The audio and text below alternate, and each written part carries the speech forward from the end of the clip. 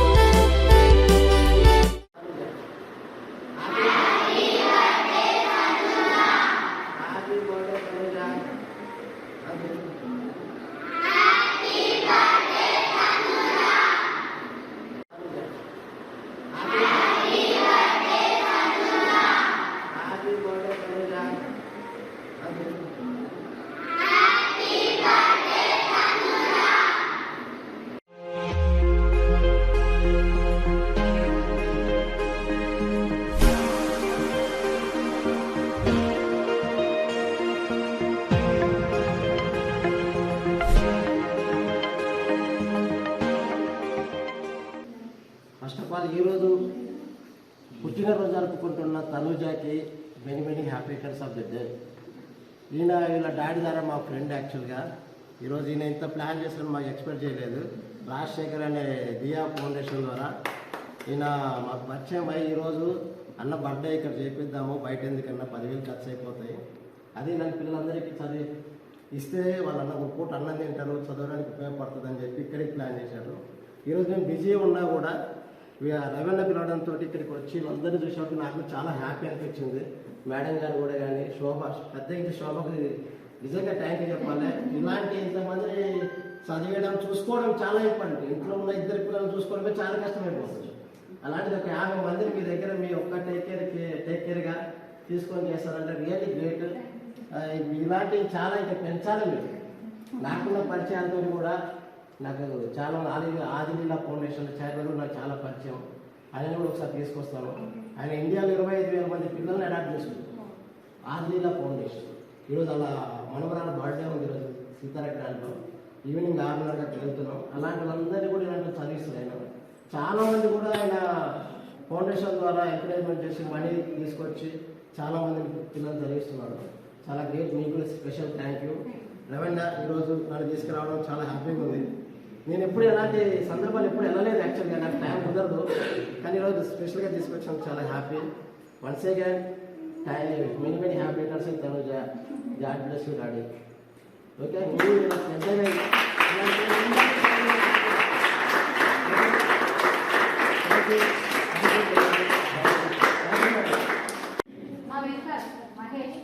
Hi అండి, నేను మీ మణి మహేష్ని.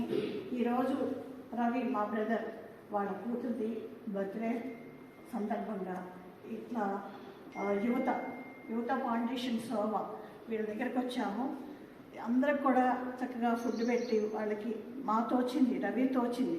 రవి కూడా మిడిల్ క్లాసే అయినా కానీ తనకు తోచింది వచ్చి ఈ పిల్లలందరికీ కూడా తను తోచిన సహాయం చేశాడు. అట్లాగే మనలో ఎంతోమంది ఉన్నవాళ్ళు ఉంటారు. పిల్లలు ఒక్కొక్క పిల్లల్ని దత్తత తీసుకున్న ఎడ్యుకేషన్ పరంగా వాళ్ళకి ఎడ్యుకేషన్ పరంగా ఒక సంవత్సరానికి ఒక 20,000 మనం ఎన్నో వేలు ఖర్చు పెడుతూ ఉంటాం. ఇలాంటి వాళ్ళకి పిల్లల్ని చదివిస్తే మన భవిష్యత్తు మన పిల్లలకు కూడా చాలా బాగుంటుంది. మనం ఎన్నో లక్షలు సంపాదించే దాంట్లో ఒక 20,000 రూపాయలు చదివించడం పిల్లలు పెద్ద విషయమే కాదు. దయచేసి నేను చెప్పిన మాటలు అందరూ కూడా సీరియస్గా తీసుకొని నా ఫ్యాన్స్ తరఫు నుంచి నాకున్న ఫాలోయింగ్స్ చెప్తున్నాను అందరికీ కూడా.